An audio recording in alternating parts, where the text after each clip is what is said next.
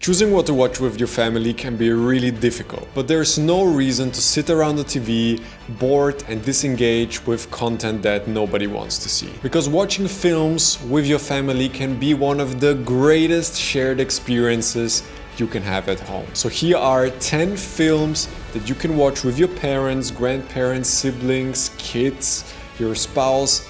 Everybody will enjoy this film. The first half of this list are films that are child-friendly and the second half are films that are more mature. Let's get into it. The first film on this list is called Hugo, one of the most overlooked films by the great director Martin Scorsese. This film is set in a historic Paris and tells a story about children discovering the secrets of their parents' history in which they are living in and how each of us has a God-given purpose. It's also a love letter to the invention of filmmaking and has some beautiful cinematic moments. Next up we have Apollo 10½, A Space-Age Childhood. Again, an unknown film by another famous director, Richard Linklater, who is of course known for the Before trilogy. This is an animated film about the first moon landing, told from the perspective of a boy living in the suburbs of Houston. This is a dreamy film with amazing family scenes, part historical retelling and part coming-of-age film. Next up we have Coraline, which is a truly scary film for people of all ages. This one tells important moral lessons about the dangers of temptation and deception.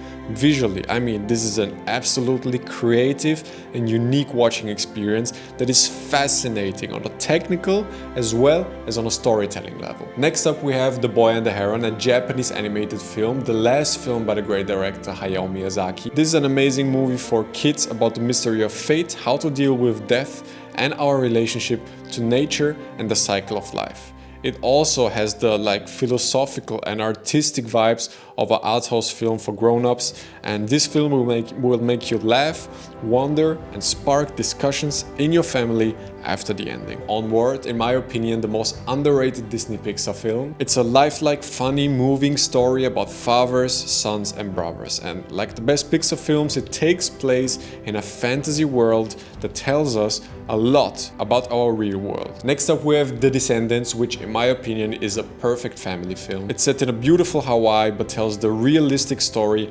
about keeping on living after life feels like it's torn to pieces. After his wife got in a deadly accident, a man finds himself alone with 2 kids and the secrets his wife has kept from him their whole life.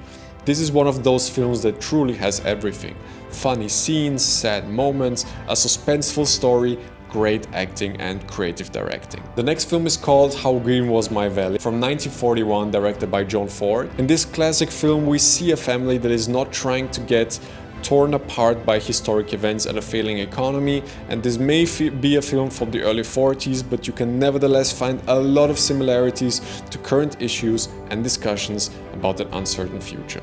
Although this film has some tragic moments, it is a truthful story, but ultimately it becomes truly heartwarming. Captain Fantastic is quite a different kind of family film. In here, a widowed father is trying to raise 6 kids secluded from society in the woods. It's just so fun to see this family talk, interact and live their lives in such a different way, and the film poses important questions about parenting, education and Western society, and I think it answers it in a really unexpected and very honest way. Minari is one of the most underrated films by the studio A24. This is a small and quiet film about immigrants who try to build a good future for themselves by becoming farmers in the USA.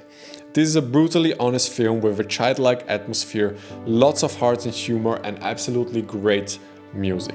Like any good family film, this takes us into a specific setting most of us aren't really familiar with and makes us reflect on our own relationships to older and younger family members. Last but not least, The Fabelmans, the autobiographical film by Steven Spielberg. This film just has so much to offer. It's about a young man growing up, his father, mothers and uncles' difficult relationships, living a life devoted to making art and the harsh reality behind that, and it's also about the power of the moving image. This film is packed with iconic moments and absolutely beautiful cinematography. Alright guys, this is it for today. I think you really enjoy these films. I thank you so much for your time and attention, and I hope to have you back in the next video.